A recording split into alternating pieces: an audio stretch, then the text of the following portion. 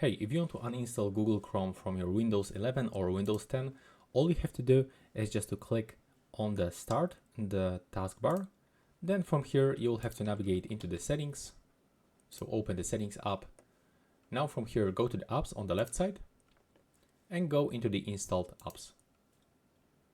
And now from this list, you will have to search actually for the Google Chrome. So we can actually click on the search apps and input Chrome phrase. That's actually the Google Chrome. When we click on those three dots, we can actually click uninstall.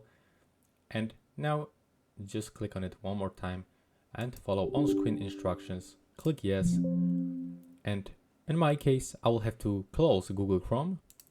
And after this, I will be able to do this.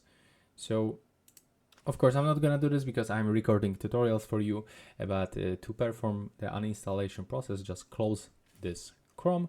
Also, you can open, click on the taskbar with the right mouse button, select Task Manager, and be sure that the Google Chrome is not actually available in the background, so you can click on it with the right mouse button, click to end task, and when it is completely turned off in the background, you'll be able to follow this uninstallation process.